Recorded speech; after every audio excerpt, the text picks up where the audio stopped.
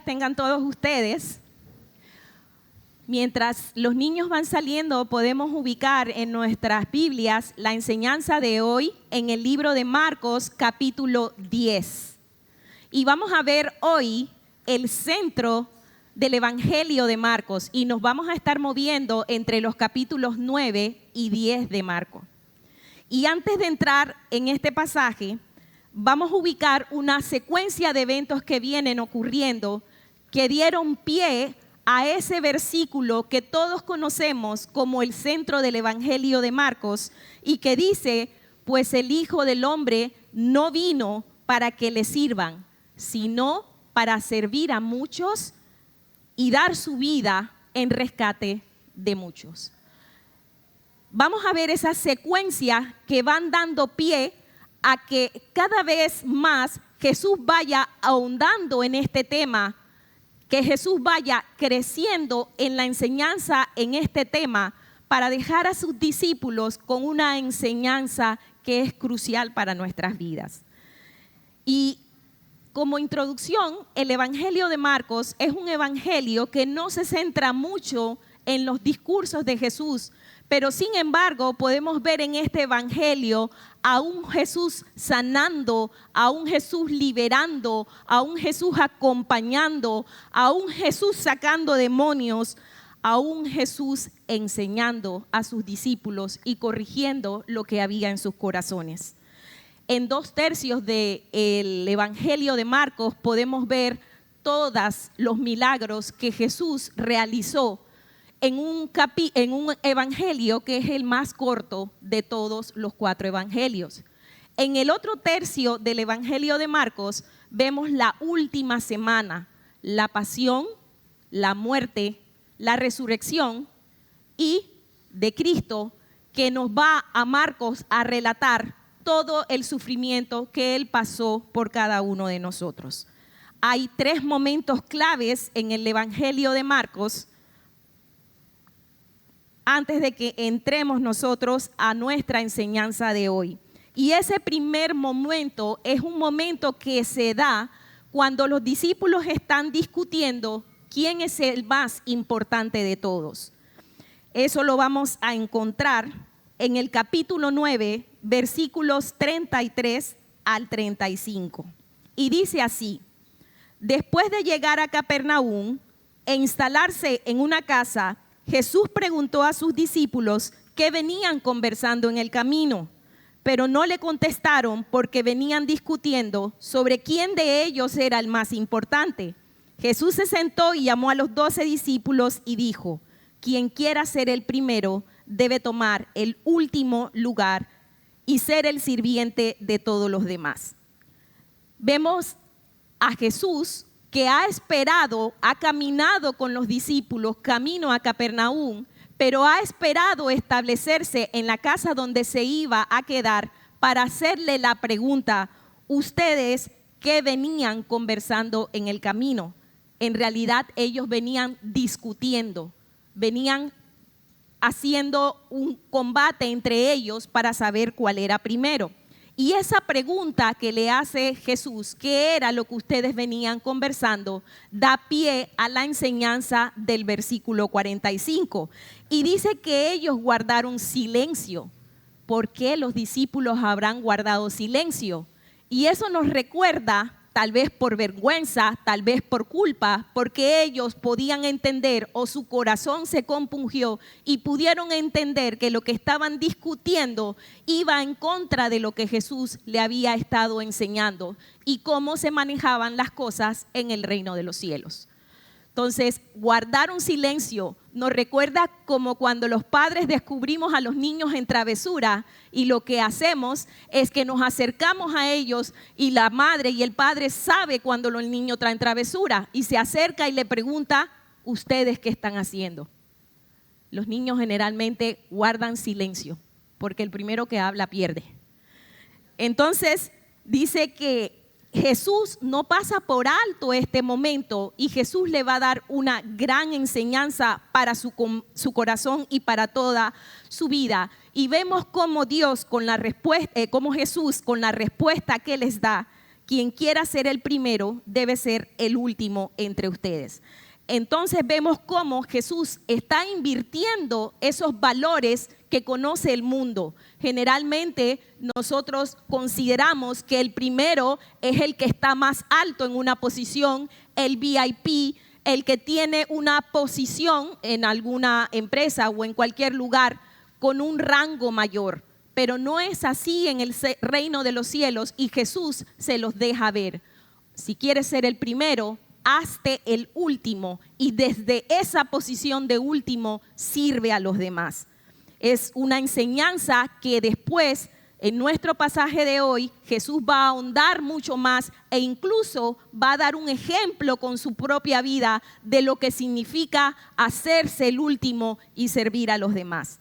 Hay un segundo momento que también es importante que ocurrió antes de esta discusión en Capernaum y dice que saliendo de esa región viajaron por Galilea. Jesús no quería que nadie supiera que Él estaba allí porque deseaba pasar más tiempo con sus discípulos y enseñarles. Les dijo, el Hijo del Hombre será traicionado y entregado en manos de sus enemigos. Lo matarán, pero 3 días después se levantará de entre los muertos. Entonces vemos cómo Jesús está anunciando justo antes de este hecho de camino a Capernaum, está anunciando su muerte por segunda vez y uno esperaría que los discípulos, después de ser anunciado su muerte, los discípulos iban a estar tristes o tal vez se iban a poner a orar o tal vez iban a empezar a preguntar, porque si yo me acerco a ustedes y yo les digo en unos días, en unas horas, en unos minutos voy a morir, ¿qué haría cada uno de nosotros? Sin embargo, no estamos nosotros para juzgarlos, porque eso mismo hacemos en nuestros días. Y vamos a ver cómo. Entonces, ellos empezaron a discutir en lugar de preguntar o en lugar de ponerse a orar o cualquier otra cosa que normalmente las personas harían. Pero vamos a ver por qué ellos no preguntaron.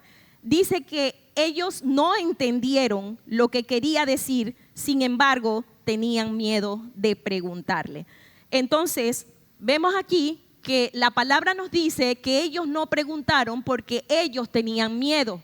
Sin embargo, nosotros sabemos que en otras ocasiones los discípulos, cuando no entendían y Él les hablaba en parábolas, ellos abiertamente le preguntaban a Jesús, ¿qué quisiste decir con esto? No entendimos, pero en este caso dice que les daba miedo. Algunos comentaristas explican por qué tal vez ellos sintieron miedo. Y el primero dice que miedo a no enfrentar el sufrimiento, como a veces nos pasa. Nosotros conocemos que una persona está pasando por un dolor profundo y sin embargo no nos acercamos a ella. Tal vez miedo a no involucrarnos junto con ellos o a no sentir el mismo dolor. Era un maestro con el cual habían estado durante 3 años, le habían seguido, habían vivido con él, sin embargo, tenían miedo. Otra de las razones puede ser la incertidumbre de lo que eso significaba para ellos. La incertidumbre de perder a mi maestro. Pedro ya le había dicho a Jesús, Señor, nosotros lo hemos dejado todo por ti. Ahora, ¿qué pasaría si Jesús moría? ¿Dónde iban a quedar ellos? ¿Qué iban a hacer después de eso? Era algo que tal vez ellos pensaron, ¿qué va a suceder con nosotros después de esta muerte?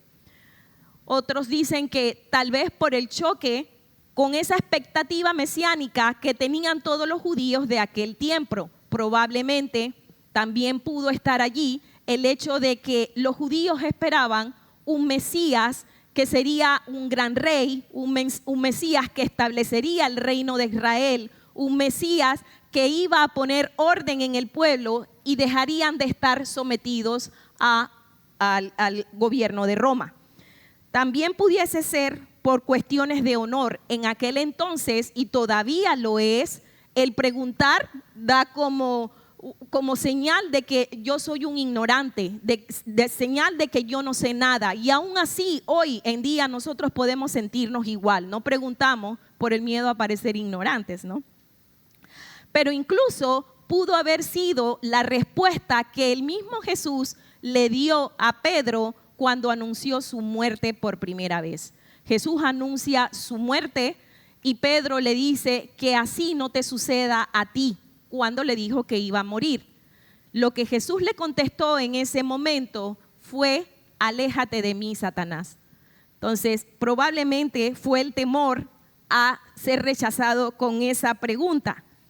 Ahora, Lucas 9:45 nos dice que estaba oculto para ellos.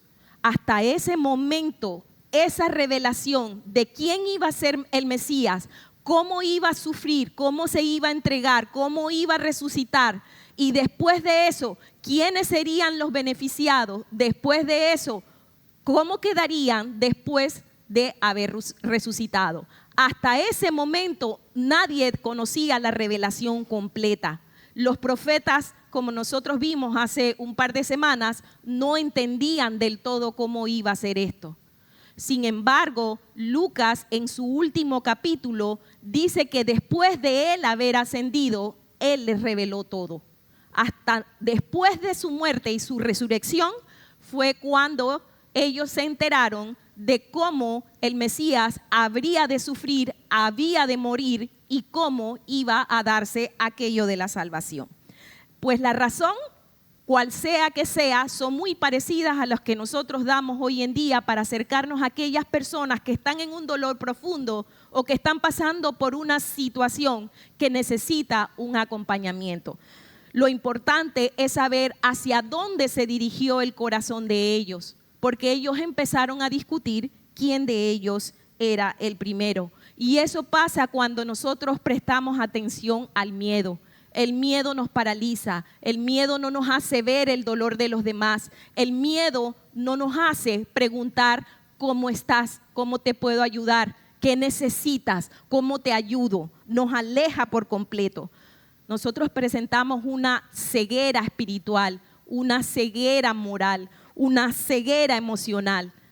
Y empezamos a hablar solamente, te puedes dar cuenta, uno se puede escuchar a uno mismo cuando está concentrado hablando con las personas, que generalmente cuando nosotros hablamos con personas, ¿qué hablamos?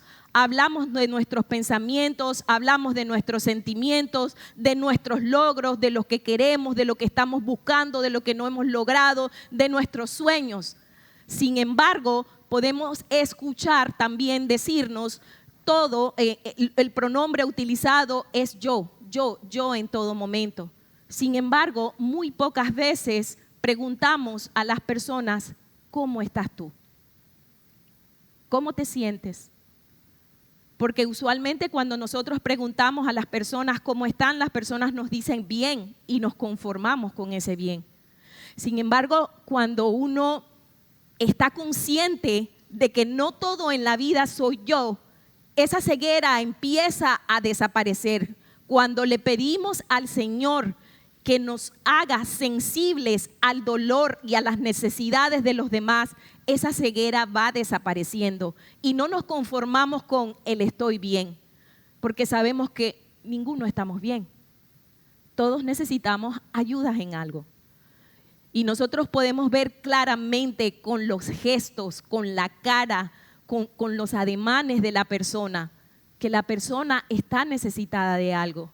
Y ahí es donde entra nuestra sensibilidad y donde el Señor puede ayudarnos a abrir nuestros ojos, a no solamente pensar egoístamente en nosotros, sino a todo aquel que está frente a nosotros. Lo más profundo de todos es cuando nosotros no preguntamos por miedo a involucrarnos. Eso es lo más peligroso. Porque siempre decimos, ya tengo suficiente con lo mío. Yo no puedo con lo mío, no puedo cargar con lo de los demás. Pero hoy Jesús nos va a dar un ejemplo tremendo de lo que es olvidarse a sí mismo y entregarse a otro. Probablemente nosotros decimos que no quiero que me afecte, no quiero involucrarme, no quiero saber de este problema, estoy cansado, necesito descansar. Pero Jesús no descansó. Jesús incluso camino a la cruz, vamos a ver cómo hoy Él, a pesar de todo el dolor profundo que pudo haber sentido por el hecho de que iba a ser entregado, por el hecho de que él sabía cómo iba a ser su muerte, por el hecho de saber que iba a ser abandonado por sus discípulos, de saber que iba a ser abandonado en su muerte por el mismo Dios. Y Jesús se detuvo a ayudar, Jesús se detuvo a escuchar, Jesús se detuvo a sanar en medio de todo eso.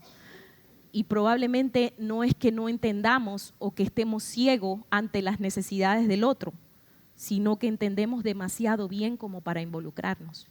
Y ahí está el peligro. Hay un tercer anuncio que hace Jesús y dicen, escuchen, les dijo, subimos a Jerusalén donde el Hijo del Hombre será traicionado y entregado a los principales sacerdotes y a los maestros de la ley religiosa. Lo condenarán a muerte y lo entregarán a los romanos. Se burlarán de él, lo escupirán, lo azotarán con un látigo y lo matarán. Pero después de 3 días resucitará. Entonces, este es el tercer anuncio de la muerte de Jesús a los discípulos que ya llevan 3 años con él. La diferencia de este anuncio es que en este anuncio él declara todo lo que iba a sufrir. En los 2 anteriores solo decía, me entregarán, me matarán y resucitaré al 3er día.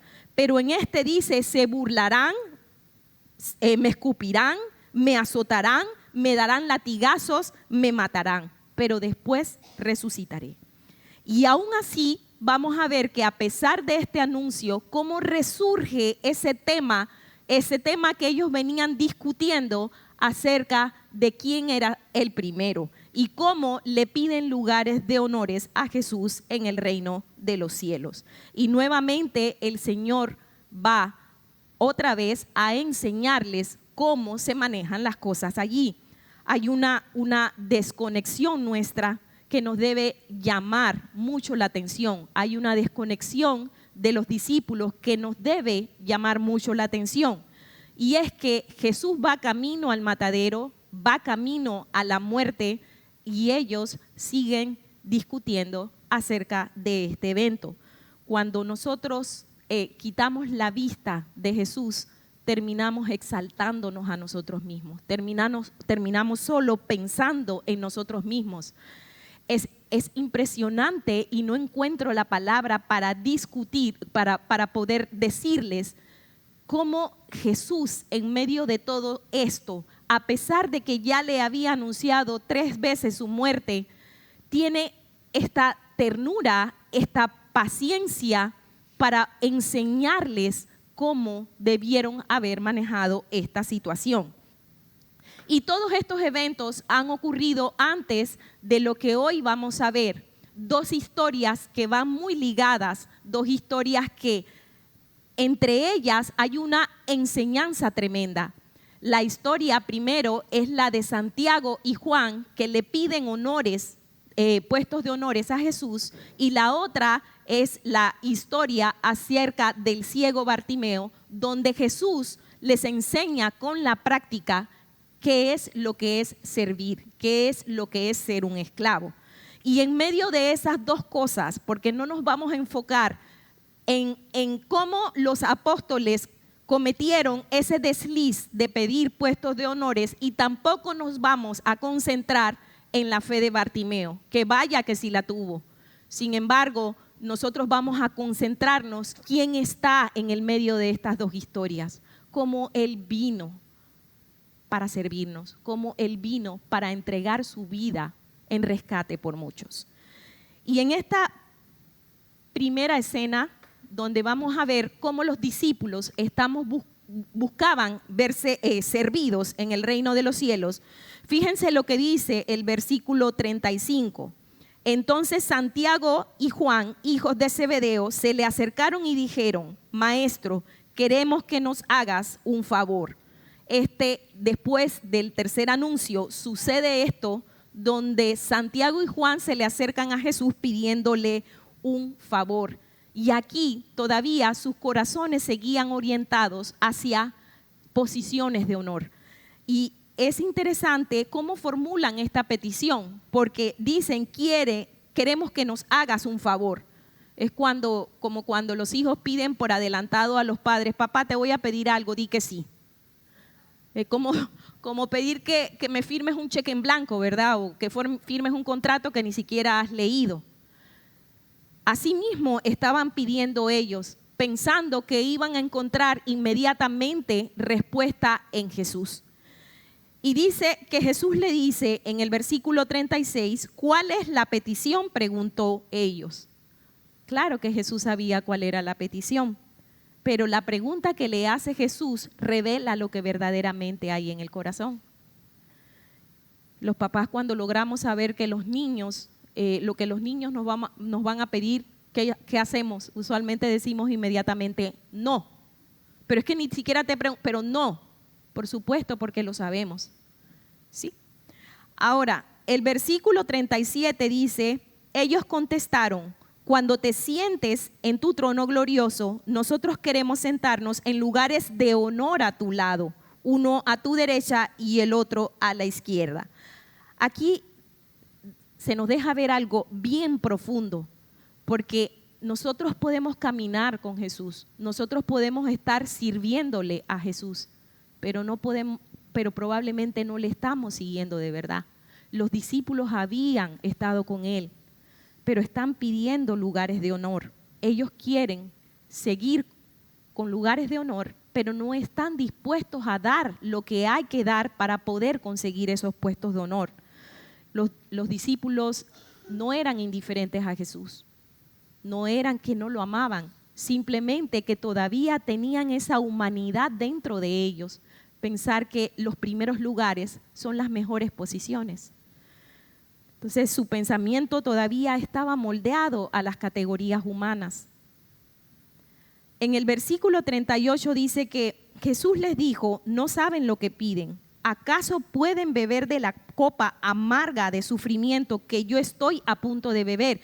Y fíjense esa primera pregunta que les hace Jesús: ¿ustedes acaso pueden beber de esa copa amarga? ¿Verdad? No era una copa de vino, no era una copa para degustar, era una copa de amargura. Es como cuando Jesús dijo en Getsemaní: Padre, si es tu voluntad, aparta de mí esta copa. Era una copa dura, porque la copa en las Escrituras significa la ira de Dios, manifestada en el juicio de Dios.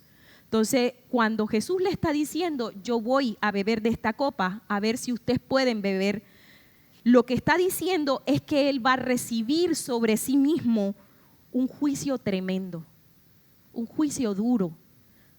Luego Jesús les pregunta: ¿acaso pueden ser bautizados con el bautismo de sufrimiento con el cual yo tengo que ser bautizados?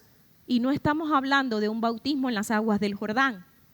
Lo que estamos hablando es de sumergir. Jesús iba a ser sumergido en un sufrimiento tremendo, en un dolor profundo. Lo que está diciendo Jesús en pocas palabras a sus discípulos, le está hablando de la intensidad y de la profundidad de lo que él iba a vivir en ese momento. Les está diciendo: es duro lo que yo voy a vivir. Nosotros sabemos que para ser seguidores de Cristo, también nosotros beberemos de esa copa amarga. Y fíjate lo que dice Jesús. Luego dice: ¿están ustedes dispuestos a eso? Y los discípulos contestan: claro que sí, contestaron ellos. Podemos. Entonces Jesús les dijo: es cierto, beberán de mi copa amarga y serán bautizados con mi bautismo de sufrimiento. Ellos creen que lo saben y contestan a la ligera: sí, claro que lo sabemos. Santiago y Juan fueron bautizados con un nombre que les dio Jesús, los hijos del trueno, porque actuaban así, como a la defensiva, como impulsivamente. Y probablemente ellos pensaron que Jesús restablecería el reino con algún tipo de guerra o contienda y que ellos estaban preparados para estos. Pero la realidad va a mostrar otra cosa cuando llega el momento de crucifixión. porque ellos le abandonaron. No estaban dispuestos a beber todavía esa copa, pero vaya que sí la iban a vivir. Nosotros sabemos que Santiago fue condenado a muerte por Herodes Agripa. Y nosotros sabemos también que Juan fue azotado. Juan fue encarcelado por el Sanedrín. Juan fue azotado con vara. Y Juan fue desterrado a la isla de Patmos, donde iban los mayores criminales. Entonces, claro que sí. Luego el verso 40 dice: pero no me corresponde a mí decir quién se sentará a mi derecha o a mi izquierda. Dios preparó esos lugares para quienes Él ha escogido. El Hijo del Hombre, Jesús, se estaba sometiendo a la voluntad del Padre. Él no vino a dar lugares de honor. Él vino para servir y para entregar su vida en rescate. A veces nosotros entendemos mal el reino y le pedimos al Señor lugares de honor. Le pedimos al Señor cosas para llenarnos de grandeza o de posiciones o de comunidades, pero Él no vino a eso. Él vino a entregarse. Quien quiera que crea que va a obtener lugares de honor está equivocado, porque nuestra vida aquí es para entregarnos al servicio por los demás. Nuestra vida aquí es para entregarnos por completo a los demás. Este versículo nos invita a salir de nuestra comodidad, de nuestra zona de confort, porque siempre estamos buscando ser servidos, siempre estamos buscando estar cómodos, siempre estamos buscando estar bien. Muy pocos están dispuestos a dar lo que Jesús dio, a entregarse como Él se entregó, sin comodidades, sin nada, se despojó de todo. Aquel que era el primero, Él se hizo el último entre nosotros. Dice el versículo 41, cuando los otros 10 discípulos oyeron lo que Santiago y Juan habían pedido, dice que se indignaron. Aquí podemos ver claramente que esto no era una petición de solo 2, esto era la inclinación del corazón de los 12. Todos estaban discutiendo camino a Capernaum acerca de quién de ellos era el primero, solo que 2 se adelantaron y eso fue lo que los hizo enojar. Nosotros no podemos condenarlos porque nosotros es fácil ver con claridad lo que nosotros no vemos sobre nosotros mismos. Le pasó a David con el profeta Natán cuando llegó con la historia de aquel pobre que solo tenía un corderito. Pero el rico mató su corderito para darle a su invitado. Y el juicio de David fue: necesita la muerte. Pero igual nosotros hacemos las cosas para ser vistos, para ser reconocidos, para que nos valoren, para que nos amen, para que nos den likes. Todo el tiempo estamos en esa situación. Muchos de nosotros servimos, pero con intenciones. Llevan un propósito, nos pasamos comparando con los demás, nos sentimos celo con los demás. Cuando otro obtiene y nosotros no, nos sentimos tristes. Pero nosotros huimos del sacrificio que se requiere para seguir al Señor. No estamos dispuestos a dar el precio, ese precio de entrega, ese precio de incomodidad, ese precio de no hay descanso hoy porque alguien me necesita. No hay descanso hoy porque allá afuera hay un montón de gente que necesita ser escuchado. No hay descanso hoy porque hay mucha gente allá afuera que necesita escuchar el Evangelio. Pero la pregunta es, ¿cuánto de nuestra vida estamos dando en sacrificio a los demás? ¿Cuánto estamos entregando de nuestras horas al servicio de los demás? ¿O simplemente termino mi labor, voy a dormir, me siento cómodo, duermo bien y al día siguiente exactamente lo mismo? Juzgar a los discípulos sería condenarnos a nosotros mismos, porque tenemos que reconocer primero qué es lo que hay en nuestro propio corazón y cómo hemos estado sirviendo hasta el momento.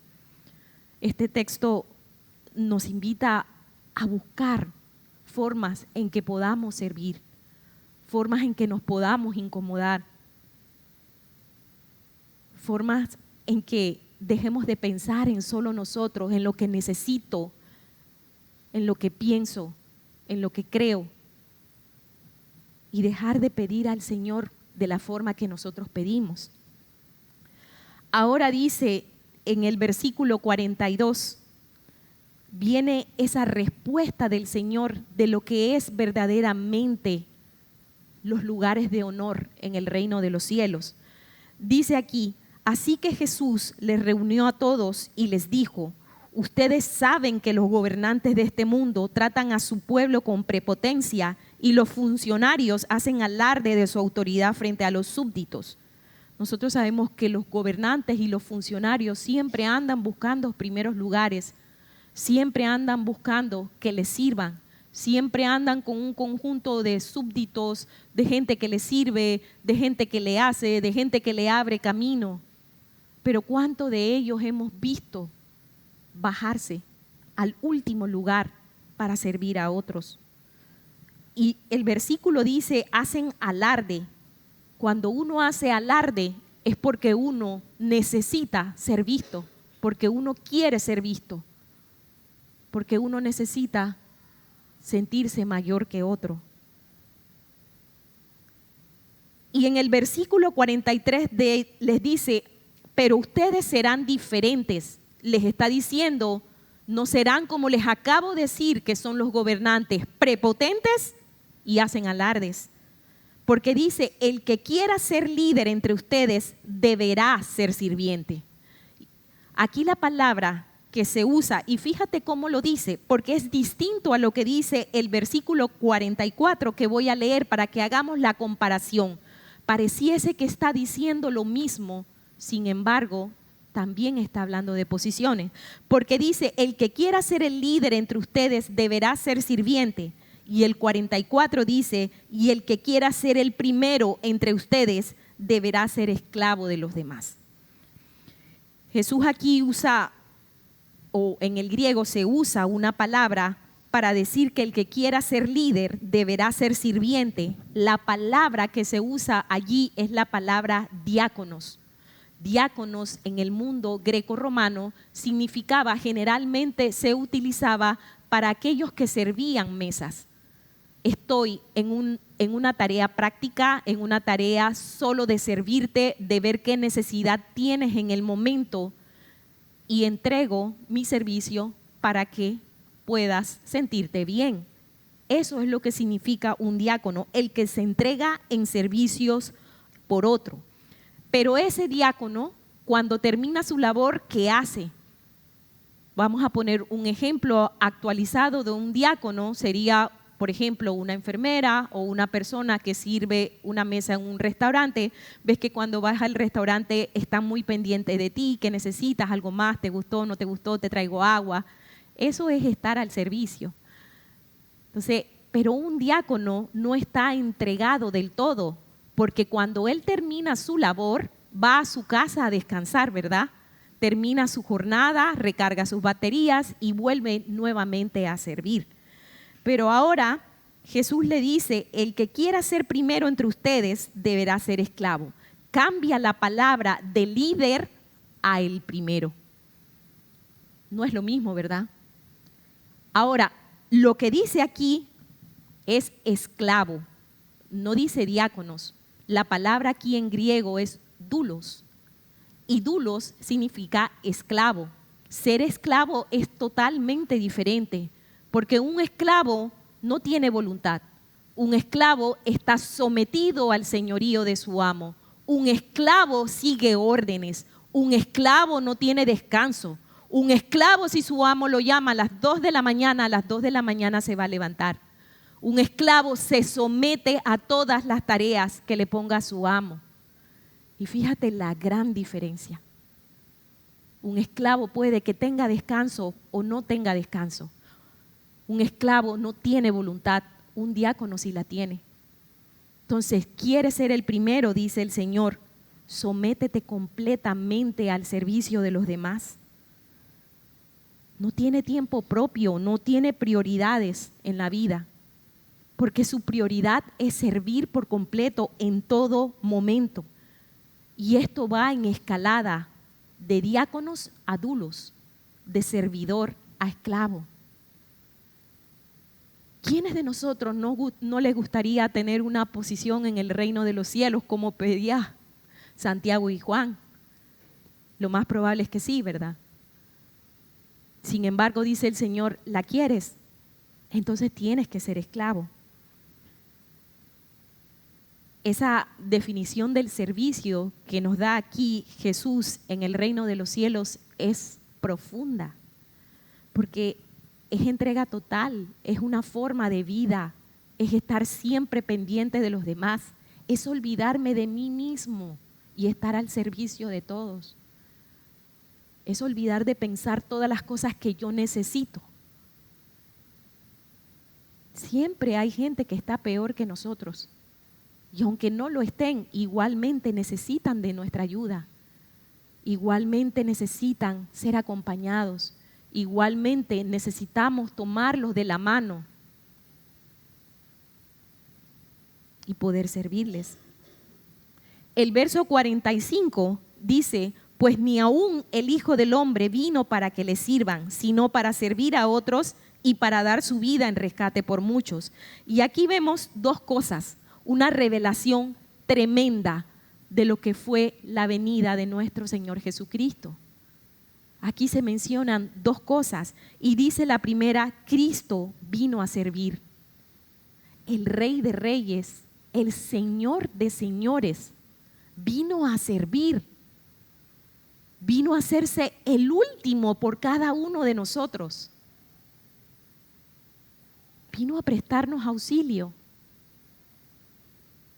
Nuestra tarea es cada día parecernos más a Él. E igual nosotros en nuestra mente y en nuestro corazón debe estar esa necesidad de servir a los demás. Él enseñó, Él predicó, Él sanó enfermos, Él alimentó a los hambrientos. Él estuvo pendiente de aquellos que el pueblo desechaba, los don nadie, los perdidos, los cojos, los ciegos, todos aquellos que cuando nosotros vemos les pasamos por alto y no nos detenemos. Ayer estuve haciendo una encuesta con varias personas. ¿Qué haces cuando ves una persona en necesidad?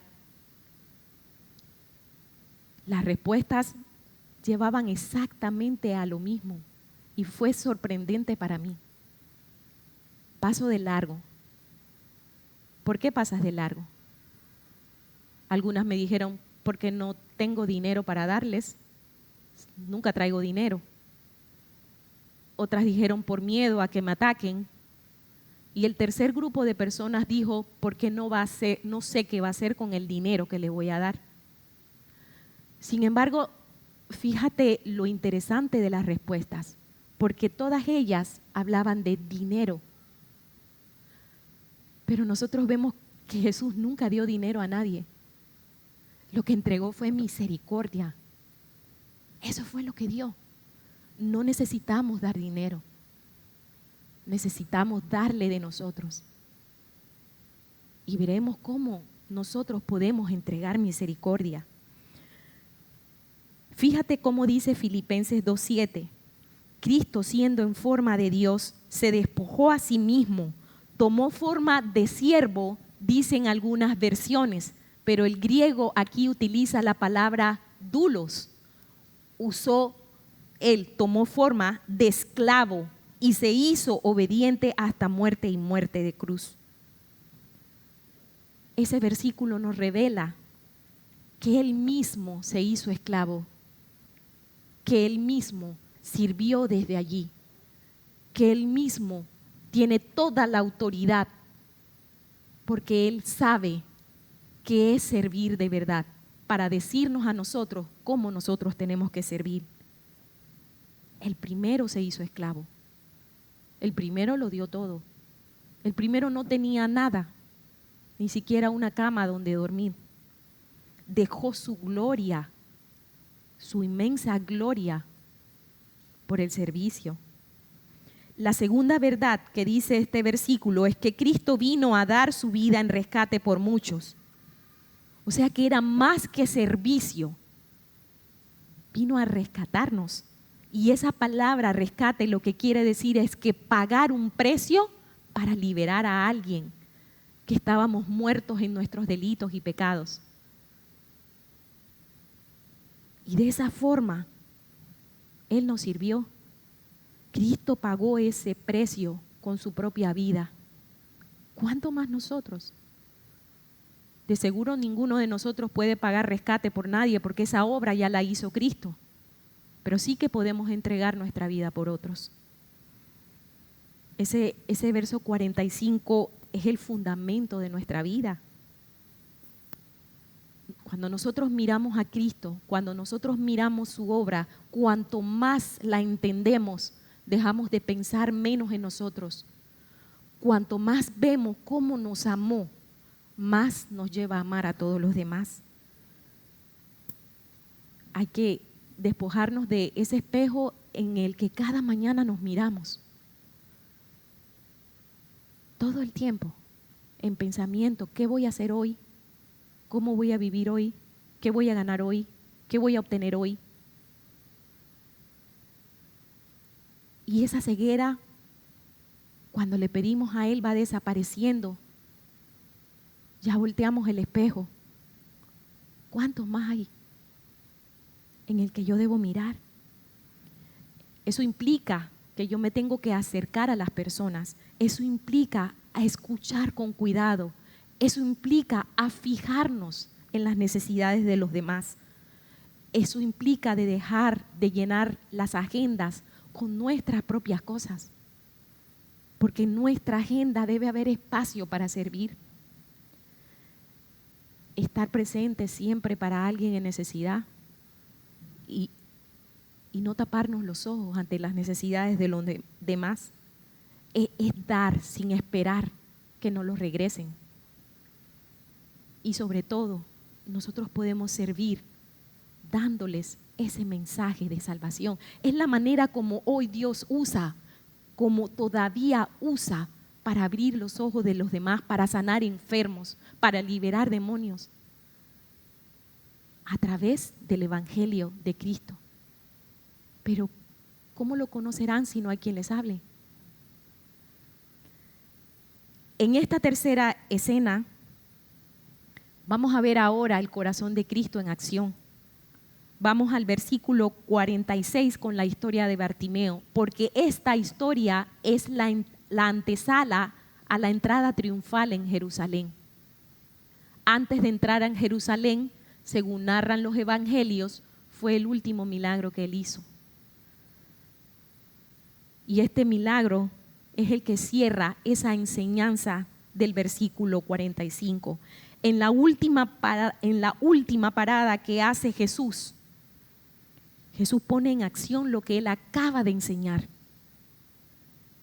A un ciego, a un mendigo, a un marginado, a un don nadie, sentado en el borde de un camino. Y no perdamos de vista, en este momento estaban viajando desde Galilea a Jerusalén para celebrar la Pascua. Era el mes entre marzo y abril, entrada de primavera, pero Jericó queda casi a nivel del mar, donde las temperaturas en ese momento pudiesen estar en unos 25 grados.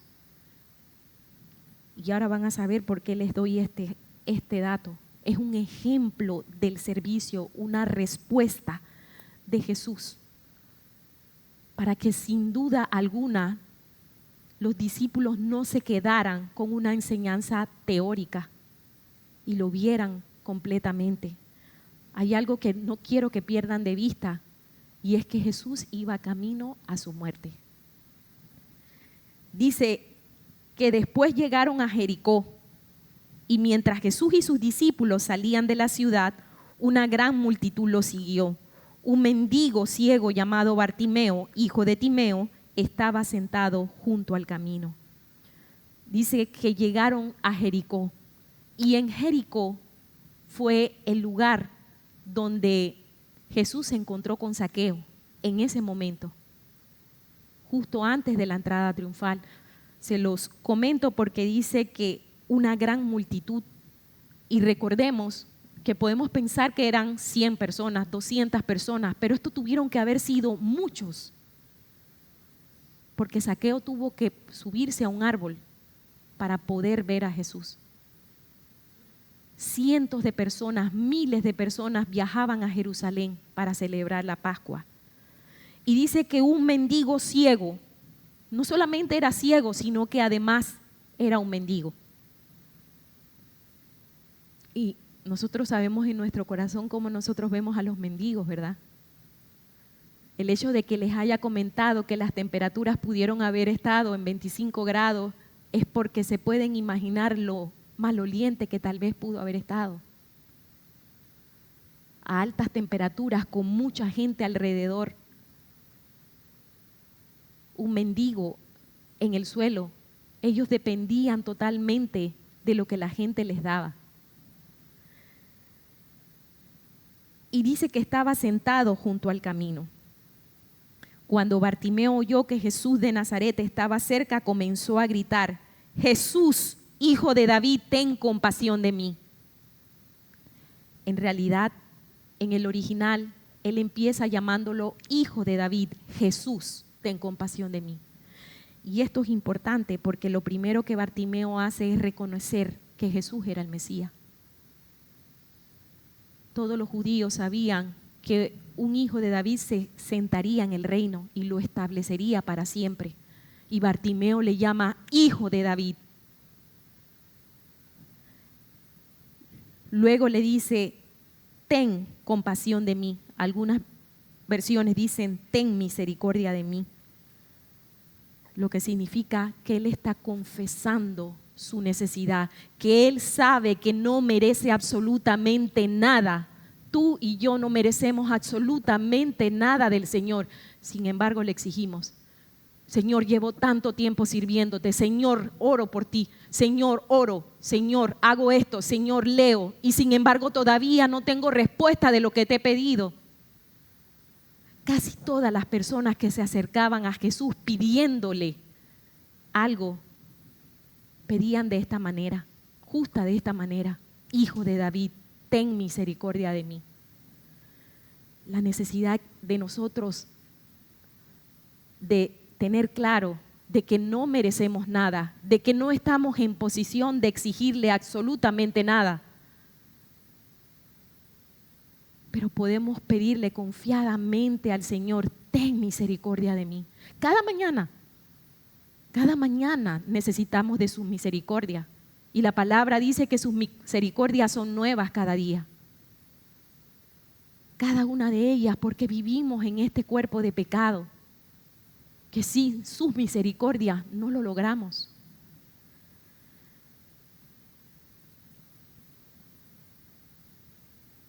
Y dice que la gente le dijo: cállate. Probablemente los que lo mandaron a callar eran fariseos y hombres de la ley que entendían que un hijo de David sería el Mesías. Muchos le gritaban, pero dice que él gritó aún más fuerte: Hijo de David, ten misericordia de mí. Fíjate que nada lo cayó. Nada lo cayó. A veces nos calla el temor. A veces nos callan otras personas. A veces Satanás quiere callarnos. A veces nos calla el desánimo. A veces nos calla la desesperanza o nos calla el temor. Y no suplicamos más. Pero un clamor sincero a Cristo nunca es desamparado. Un clamor sincero a Cristo por misericordia siempre es escuchado. Y Jesús escucha, y escucha a los que nadie quiere escuchar. Escucha a los miserables. Escucha a los enfermos, escuchaba a los leprosos. Escuchaba a todo aquel que el pueblo despreciaba. Él escucha cuando nosotros somos conscientes de nuestra miseria. Pablo le decía, no estoy hablando de la palabra miserable como nosotros lo conocemos, porque miserable en la Biblia significa otra cosa. Pablo decía, ¿verdad? Miserable de mí. ¿Quién me librará de este cuerpo de muerte? Dice el versículo 49, cuando Jesús lo oyó, fíjate lo que hizo, se detuvo y dijo, díganle que se acerque. Así que llamaron al ciego, anímate, le dijeron, vamos, él te llama. Yo nuevamente les voy a recordar hacia dónde iba camino Jesús, porque aquí dice que Jesús se detuvo. Jesús se detuvo aún sabiendo hacia dónde caminaba. Muchas veces nosotros con un pequeño sufrimiento nos tiramos a la cama, nos tiramos a llorar y no queremos continuar. Muchas veces nos hacemos las víctimas. Sin embargo, Él sabía hacia dónde iba y se detuvo. Aún sabiendo lo que le esperaba, se detiene a brindar misericordia. ¿Qué hubiésemos hecho nosotros si pequeñas cosas nos mueven el piso? Usualmente decimos, yo no tengo tiempo, con lo mío tengo suficiente, mi cabeza está grande, no puedo más, yo no puedo servir a nadie. Que otro le sirva. Seguro vendrán otros por detrás que le van a poder ayudar mejor que yo, porque yo no puedo, no estoy para nadie. Pero Jesús sí estuvo para el ciego. Jesús sí se detuvo. Jesús sí ayudó. Él no siguió de largo, Él no se hizo el ciego, se detuvo. Y dice, Jesús lo llama y lo hace acercar, porque el versículo 50 dice, Bartimeo echó a un lado su abrigo, se levantó de un salto y se acercó a Jesús. Qué impresionante. Bartimeo tira su abrigo.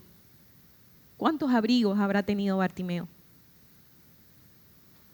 Pero lo tira, sus posesiones no me importan. Va pasando él y dice, se levanta de un salto. Como nosotros tenemos que hacer cada mañana, ¿verdad? Tirar nuestro abrigo, levantarnos de un salto e ir a Él, porque Él nos llama. En ese momento, ese marginado, ese despreciado, ese sin nombre, porque a todas estas Bartimeo significa, Bar es hijo de, Bartimeo es hijo de Timeo. Y en ese momento ese marginado se convierte en el centro de todos. En ese momento toda la caravana que venía con Jesús se detiene.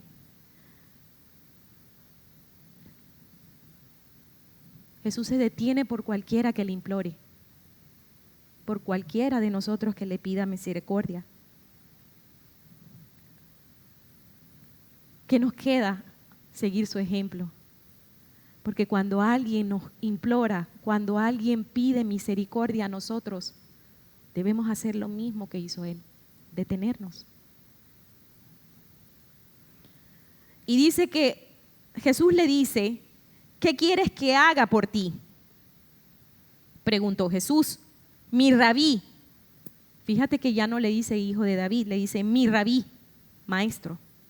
Dijo el hombre ciego, quiero ver. Aparentemente Bartimeo no era ciego de nacimiento, porque la palabra que se usa aquí para decir quiero ver es quiero volver a ver.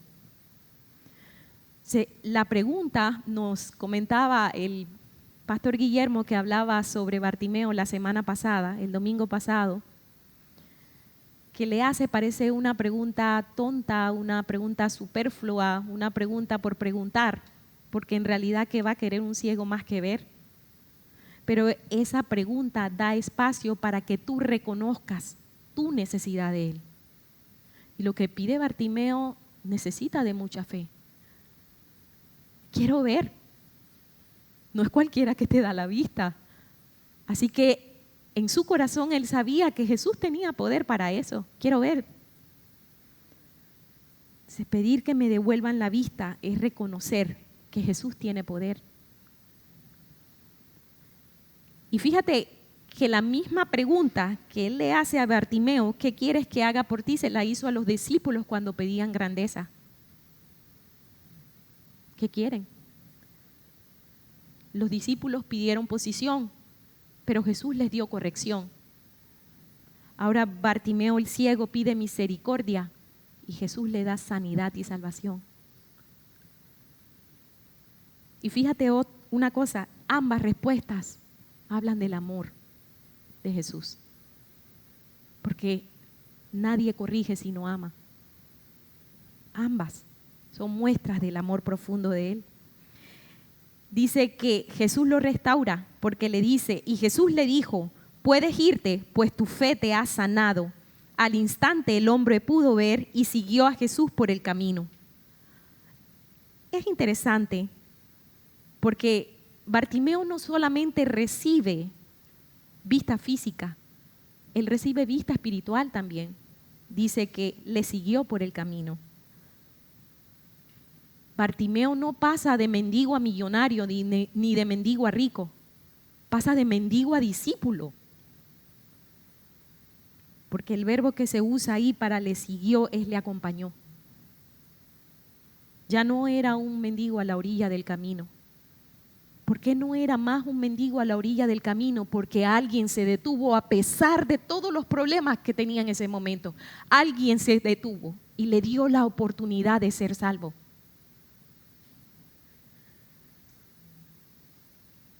Bartimeo pasó de ser un ciego rechazado a ser un discípulo de Él.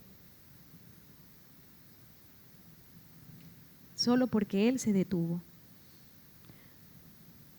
Lo que nosotros hemos visto en estos dos pasajes es que los discípulos buscaban ser servidos, los discípulos buscaban posición, los discípulos buscaban reconocimiento, pero Jesús le enseñó con su propio ejemplo y su propio corazón lo que significa servicio y entrega. Bartimeo es la demostración inmediata de que él vino a servir y a entregarse por muchos. Jesús escuchó, Jesús se detuvo, Jesús llamó, Jesús sanó, Jesús liberó, Jesús rescató y restauró la vida de Bartimeo. Se detuvo por un mendigo.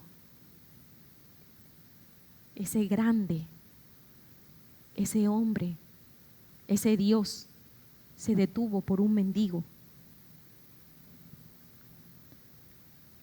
Lo que vimos en Bartimeo no es solamente un acto de compasión, porque a veces es lo que hacemos, tal vez para hacernos sentir bien en nuestro corazón de que algo por lo menos hicimos. Fue toda una obra de salvación. Y con esto Jesús glorifica al Padre, como también nosotros al detenernos y al escuchar y al dar palabra, glorificamos a nuestro Padre. Cuanto más comprendemos su obra, más nos vamos alejando de nosotros mismos y nos vamos acercando más hacia los demás. Nos vamos dando cuenta que somos pequeños, que somos insignificantes, que estamos necesitados de Él tremendamente. A veces nosotros mismos somos Bartimeo, andamos ciegos, andamos necesitando de la misericordia de Él. Y como Bartimeo nos va a tocar levantarnos cada mañana, tirar nuestra manta y pedirle misericordia.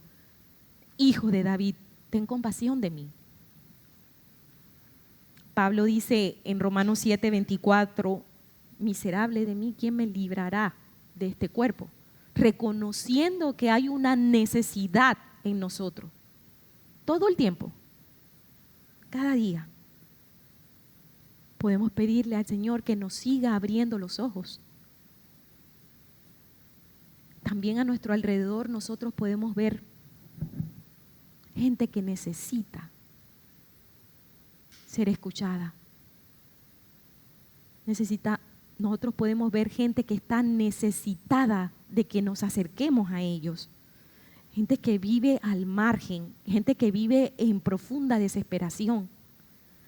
Y ahí es necesario que nosotros nos detengamos, escuchemos, preguntamos, sanemos y salvemos. Pero para eso hay que ser intencional. Mira cómo dice Filipenses 2:5-8. Haya pues en vosotros este sentir que hubo también en Cristo Jesús, el cual siendo en forma de Dios, no estimó el ser igual a Dios como cosa que aferrarse, sino que se despojó a sí mismo, tomando forma de siervo, hecho semejante a los hombres, y estando en la condición de hombre, se humilló a sí mismo, haciéndose obediente hasta la muerte y muerte de cruz. Se humilló por completo. Y tú preguntas, ¿cómo yo puedo hoy parecerme a Cristo? ¿Cómo yo puedo tener esa misericordia y esa compasión que Él tuvo, no solamente con Bartimeo, sino con los discípulos, enseñándole de esta manera tan tierna, tan profunda, tan sabia? Y claro que la tenemos, porque como les dije, no podemos pagar rescate. Pero actualmente Dios cuenta con su iglesia. Dios necesita de personas que tengan esa disposición y esa voluntad de querer ayudar para llevar el evangelio. Dios nos dio ese privilegio a ti y a mí de ser instrumentos de Él y servir. Es un verdadero privilegio y a la vez una tremenda responsabilidad. Y saben una cosa, que el evangelio no es cualquier cosa. Pablo dice en Romanos 1:16, porque no me avergüenzo del evangelio, porque es poder de Dios para salvación a todo el que cree, al judío primeramente y también al griego. Es poder de Dios. Así Dios nos da el poder para poder abrir ojos. Así Dios nos da el poder para sanar gente en necesidad a través del evangelio.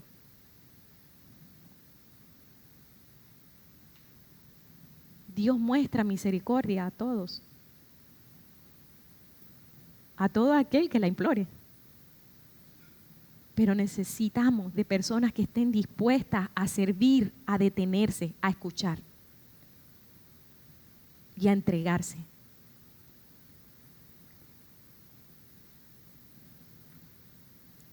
Que nuestra manera de vivir refleje la forma en que Cristo vino a servir.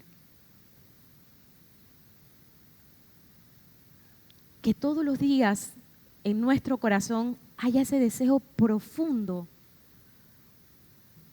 de parecernos cada vez más a Él y servirle.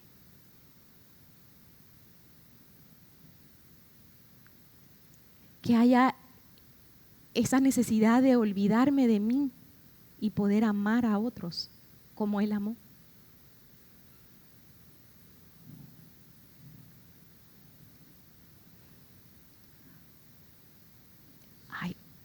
Hay palabra aquí para reflexionar tremendamente. Hay palabra para pensar. Hay palabra para detenernos y hacer un alto y darnos cuenta la forma en que estamos viviendo. Ya no más nosotros.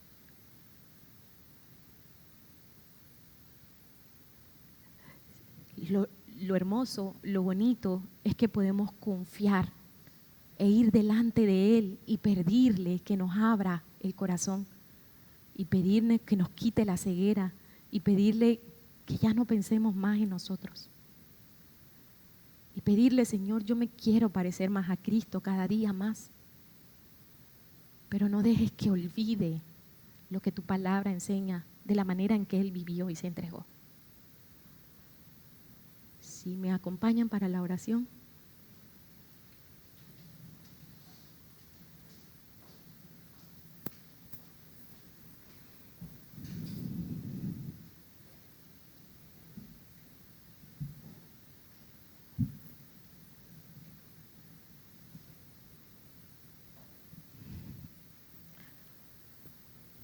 Señor, te damos gracias,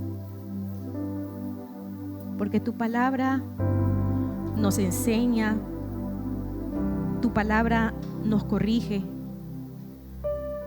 tu palabra permite hacer un alto, Señor. Gracias por dejarnos tu palabra, Señor.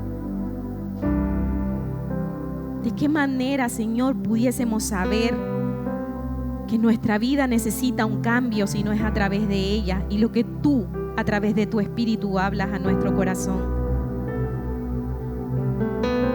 En esta mañana, Señor, quiero pedirte misericordia para cada uno de nosotros,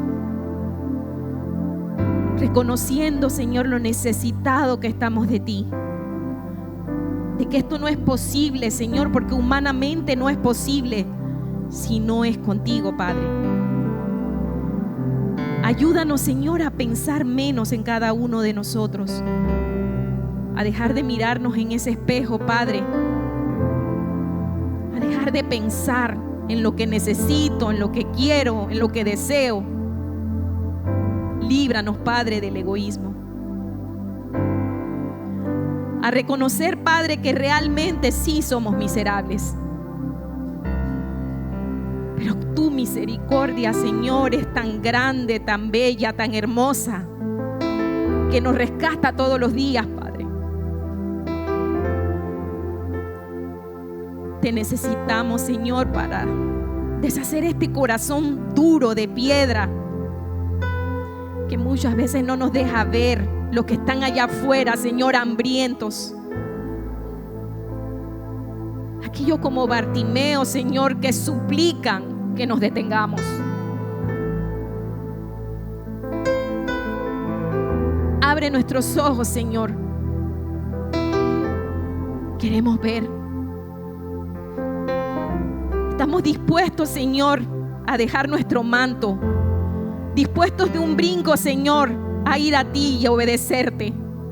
Si pones en nosotros, Señor, esa voluntad y el deseo profundo, Señor, de servir y entregar nuestra vida a otro en sacrificio vivo, santo, aceptable a ti. Ver al necesitado, Señor, con mucha facilidad. Que nuestros ojos, Señor, puedan ver aquel que suplica y clama por un cambio en su vida. Aquel que no lo sabe, Señor, pero que necesita de ti. Al desvalido, al cojo, al ciego, al mendigo, al triste, al derrotado, al que no tiene esperanza, al que no espera nada, Señor, al que desea, Señor, la muerte, porque no tiene nada. Abre nuestro corazón, Señor. Sabemos que tú tienes misericordia para los que imploran, Señor, a ti con un verdadero corazón. Sabemos, Señor, que tú escuchas, que tú eres un Dios de amor. Pero nuestro corazón también quiere, Señor, parecerse al corazón de tu Hijo. Aquel que nos amó de tal manera que se despojó, Señor, de su gloria, que entregó su vida, Señor, por muchos. Haznos humildes, haznos misericordiosos. Deshaz este corazón, Señor, y pon en nosotros el verdadero deseo de servir y de amar como nos amaste. Así oramos en el nombre de Jesús. Amén.